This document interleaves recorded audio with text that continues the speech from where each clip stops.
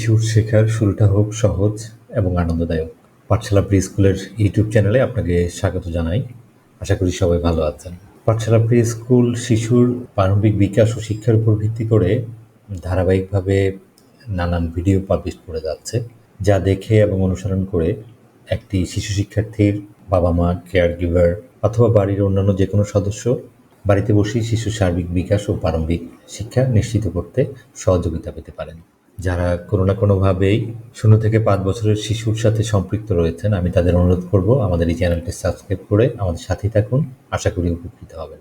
3 থেকে 4 বছর শিশুদের ভাষা ও যোগাযোগের যে দক্ষতা রয়েছে সেটা উন্নয়নের ক্ষেত্রে যেসব কার্যক্রমগুলো করতে হবে, সেই কার্যক্রমগুলোর উপরে ভিত্তি করে আজকের এই ভিডিওটি তৈরি করা হয়েছে। আমরা প্রথমে একটু জানার চেষ্টা করি যে শিশুদের ভাষা ও যোগাযোগের দক্ষতা অর্জন করার প্রয়োজনীয়তাগুলো কী কী রয়েছে, বা কেনই বা শিশুদের এই দক্ষতাটা অর্জন করা অত্যন্ত গুরুত্বপূর্ণ। মূলত ভাষা হচ্ছে ভাবের আদান প্রদান এবং যোগাযোগের মাধ্যম। শিশুরা যখন 2 থেকে 3 বছর পেরিয়ে যায় তখন তারা কিন্তু নিজ থেকে কিছু ভাষা অর্থাৎ মাতৃভাষার অনেক দক্ষতা তারা অর্জন করতে সক্ষম হয়।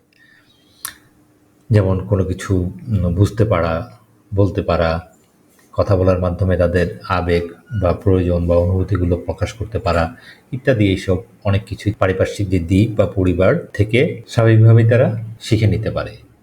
এই সময়ে তাদের যে বলা এবং শোনার যে দক্ষতা আছে সেটাকে আরও শক্তিশালী করার জন্য অভিভাবকদেরকে গুরুত্বপূর্ণ ভূমিকা পালন করতে হয়। বর্ণমালার আনুষ্ঠানিক ধারণা প্রদানের মাধ্যমেও শিশুকে পড়তে ও শিখতে এবং শেখার যে মৌলিক দক্ষতাগুলো আর রয়েছে সেই দক্ষতা অর্জন করার জন্য দায়িত্ব কিন্তু নিতে হবে আমাদের অভিভাবকদেরকেই।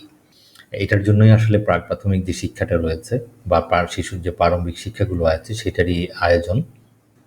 এই সময় অভিভাবকদেরকে যা করা উচিত একটি শিশুর শিক্ষা কার্যক্রমের জন্য তা হচ্ছে শিশুকে আনন্দের সাথে অর্থপূর্ণভাবে শোনা, বলা, পড়া ও লেখার যেসব নানান কাজগুলো আছে সেগুলোর সাথে শিশুকে সম্পৃক্ত রাখতে হবে এবং এই সম্পৃক্ততার মাধ্যমে শিশুর যে ভাষাভিত্তিক দক্ষতা রয়েছে সেটার আনুষ্ঠানিক যে সূচনা রয়েছে সেটা ঘটাতে হবে।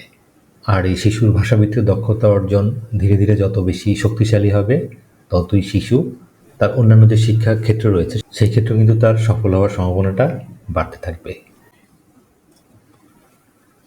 ভাষা ও যোগাযোগ দক্ষতার বিকাশ, এই ভিডিওটি আমরা মূলত ভাষার কাজের যেসব কার্যক্রমগুলো রয়েছে সেসব কার্যক্রমগুলোর উল্লেখযোগ্য দিকগুলো আমরা এই ভিডিওতে তুলে ধরব। ভাষা ও যোগাযোগ দক্ষতা বিকাশের উন্নয়নের মাধ্যমে ধীরে ধীরে একটি শিশু বেশ কিছু যোগ্যতা ও দক্ষতা অর্জনে সক্ষম হবে। যেমন প্রথমে হচ্ছে শুদ্ধ করে কথা বলতে পারা।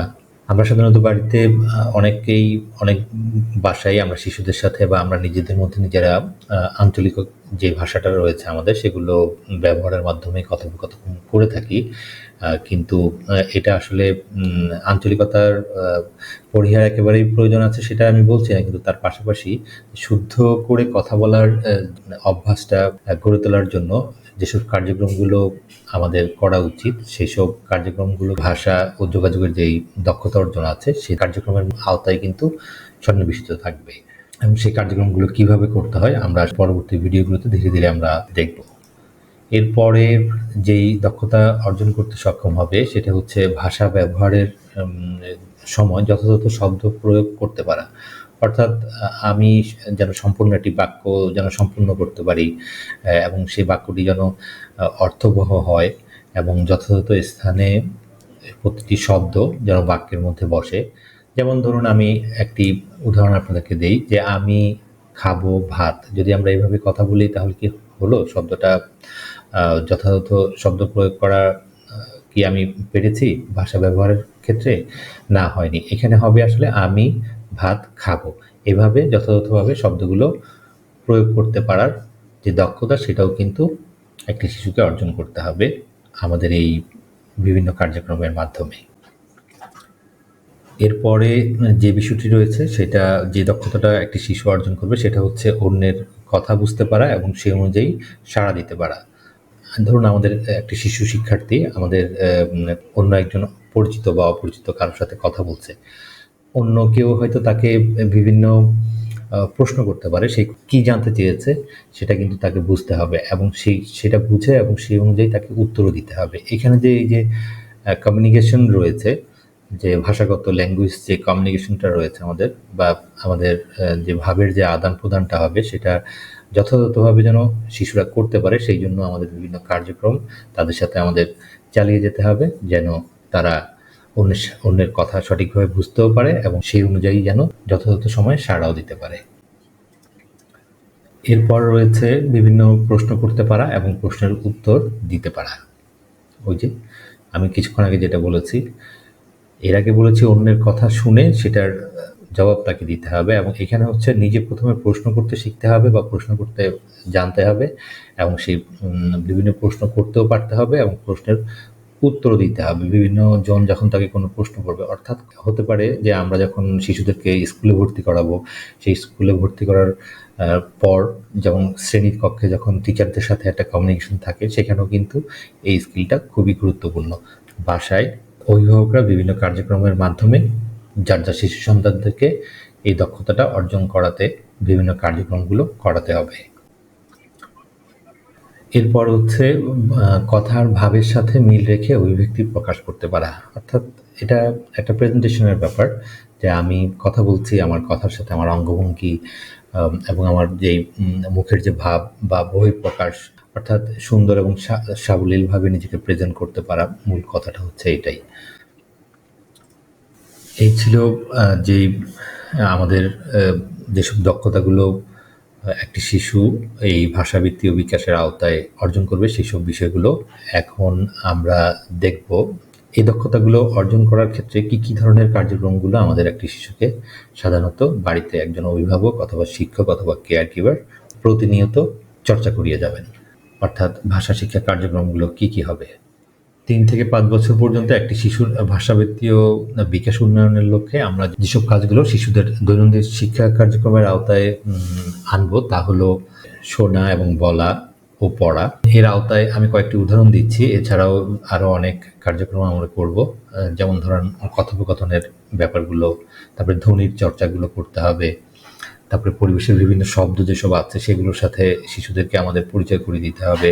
আর বিভিন্ন ছবি দেখে সেটাকে বর্ণনা করতে পারা, অর্থাৎ ছবি পড়ার ব্যাপারগুলো আমাদেরকে সাথে শিশুদেরকে নিয়ে সেই কার্যক্রমগুলো পরিচালনা করতে হবে এবং বিভিন্ন জিনিসের পার্থক্য বের করার বিষয়গুলো কার্যক্রমের আওতায় আনতে হবে এবং বিভিন্ন প্রতীক বা চিহ্নগুলো দেখে সেটার মানে কি বা অর্থাৎ প্রতীক পড়ার একটা বিষয় থাকে সেটার এই ধরনের ইত্যাদি কাজগুলো আমরা আমাদের প্রাক পঠন যেটা রয়েছে, পঠনের আওতায় ৩টি কার্যক্রম থাকে: শোনা, বলা এবং পড়ার। এই কার্যক্রমগুলো আমরা শিশুদেরকে প্রতিনিয়ত বাসায় করাবো।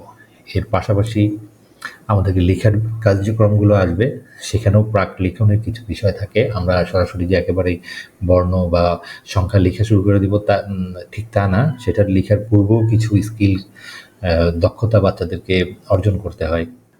সেই দক্ষতাগুলো অর্জন করানোর জন্য আমরা যেসব কার্যক্রমগুলো করব সেগুলো হচ্ছে শিশুকে অনেক ক্ষেত্রে পড়া ও লেখা দোনোটাই একসাথে করাতে হবে এবং একেবারে খুব প্রাথমিক পর্যায়ে বা প্রারম্ভিক সময়ে আমরা শুধু লেখার কাজগুলো আমরা বাচ্চাদেরকে করাবো।